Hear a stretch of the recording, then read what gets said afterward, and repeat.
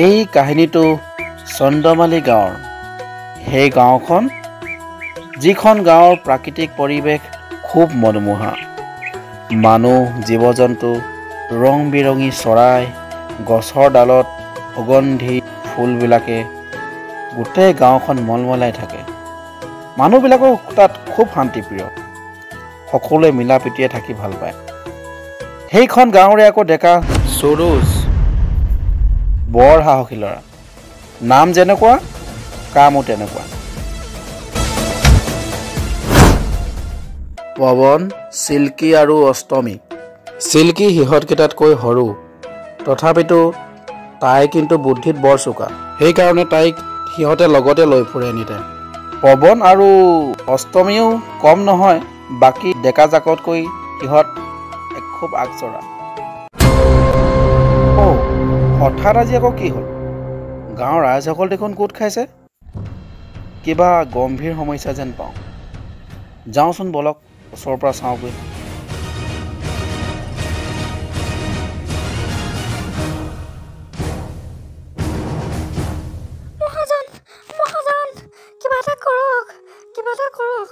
মোৰ ল'ৰাটোক আজি ডাইনীয়ে ধৰি লৈ গ'ল। এটাই মাথো মোৰ ল'ৰা আছিলে। ৰক্ষা কৰক। ডাইনী আকৌ আমাৰ গাঁৱত ক'ৰ পৰা আহিল? ৰাইজ বাকী চবে শুনিছা? সাৱধান হ'ব হ'ল। মণিৰাম, হয় মহাজন, তুমি যাতে আজিৰ ভিতৰতে গাঁৱৰ ইপাৰৰ পৰা সিপাৰৰ সকলোকে খবৰটো দি দিয়া। সকলোৱে যাতে সন্ধিয়া ৩টা বজাৰ আগে আগে ঘৰৰ ভিতৰত সোমাই যায়। মহিলা, পুৰুষ, ল'ৰা, বুঢ়া কোনো বাহিৰত ওলাই থাকিব নালাগে। সকলোকে ভিতৰত সোমাই থাকিবৰ কাৰণে যোৱা কৈ দিবা।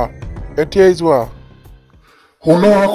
শুনা, মহাজনে আদেশ দিছে সন্ধিয়া ৩টা বজাৰ পাছৰ পৰা যাতে কোনো মানুহ বাহিৰলৈ ওলাব নালাগে।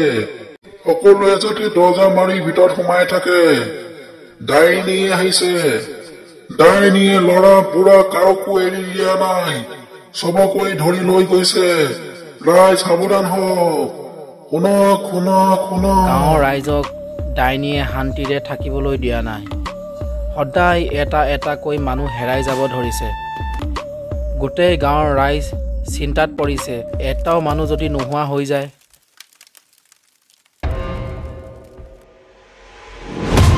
চণ্ডালিকা, যা গাঁৱৰ পৰা এটা এটাকৈ চবকে ধৰি আন।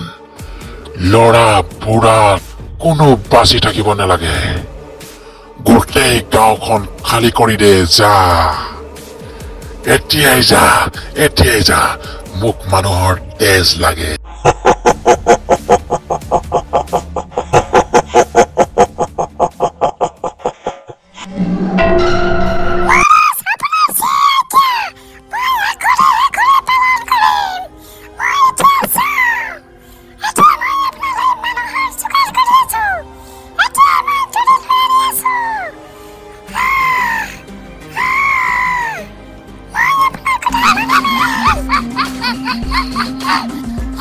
সৰুহঁতৰ আকৌ ডাইনীৰ প্ৰতি অকমানো ভয় নাই।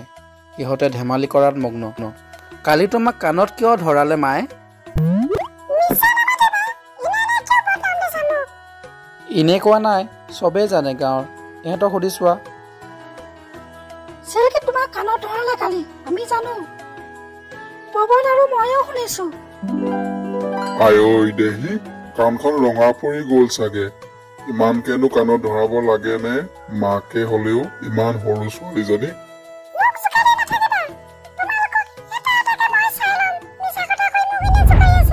মহাজন কালি মোকো খেদি আহিছিল। মই যেন তেনেহে বাচিলো। হাই। মই আপোনালোকক কথা দিছো, এই মহাজনে মোৰ এই গাঁওখনক কেতিয়াও বিপদত পৰিবলৈ নিদিয়ে। এই শান্তি পুনৰ ঘূৰি আহিব আমাৰ গাঁৱত। সূৰজ, চিল্কী, অষ্টমী আৰু পৱন, ইহঁতকেইটাক মোৰ ওচৰত এতিয়াই মাতি পঠোৱা। সিহঁতৰ লগত মোক আলোচনা কৰিব লাগিব।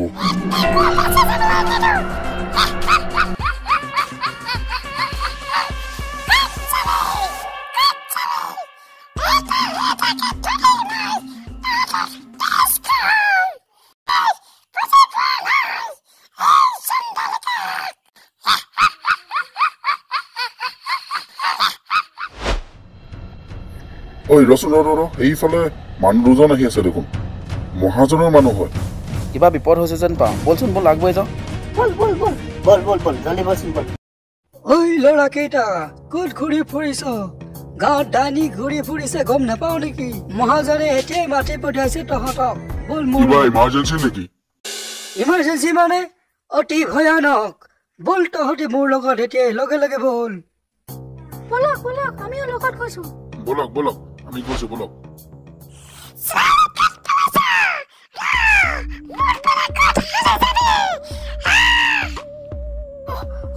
এজনে দেখোন পিছে নিলে হ'ল মোৰ আজি কি হ'ব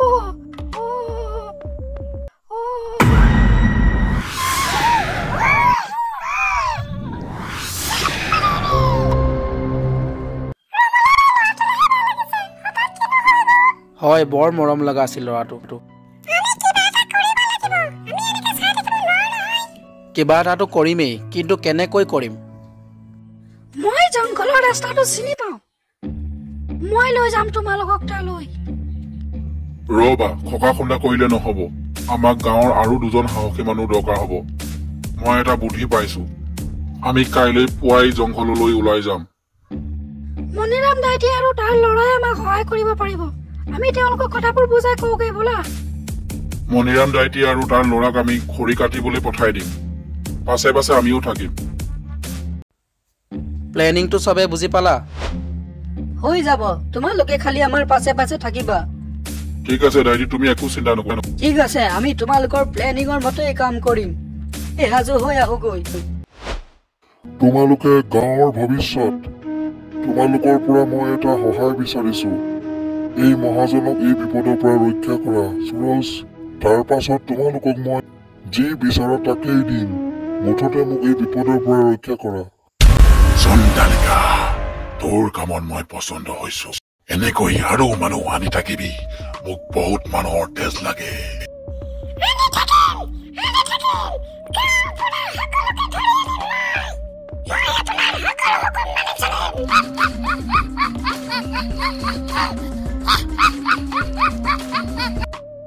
অতি সুন্দৰ মই তোৰ সকলো আশা পূৰণ কৰিম যা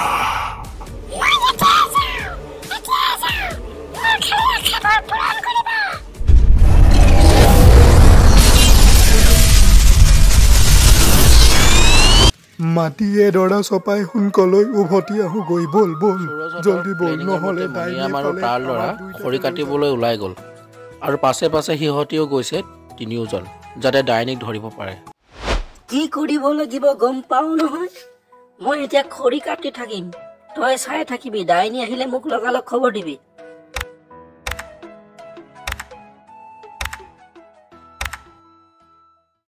দেউতা ডাইনী পাইছেহি নেকি কিবা এটা মাত শুনিছো এইফালে কিবা এটা মাত শুনিছো গছৰ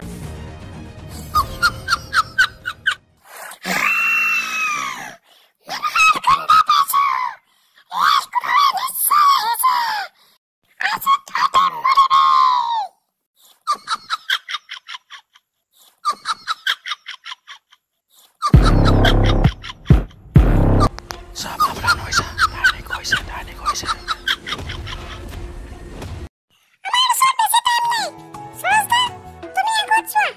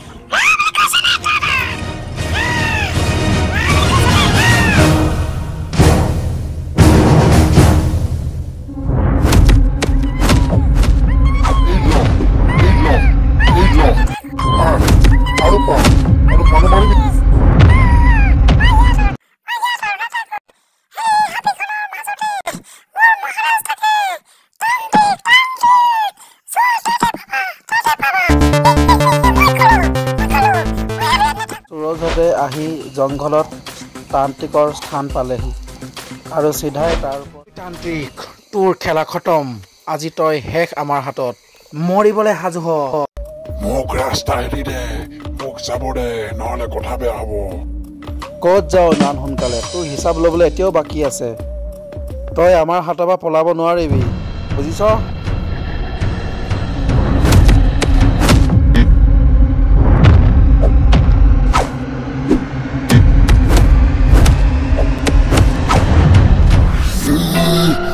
মোক মাৰিবলৈ আহিছ মোক মাৰিবলৈ আজিলৈকে পৃথিৱীত মানুহ জন্ম হোৱা নাই এতিয়াই তাহাঁতক ভস্ম কৰি আছো ওম গ্লিং গ্লিং গ্লিং গ্লিং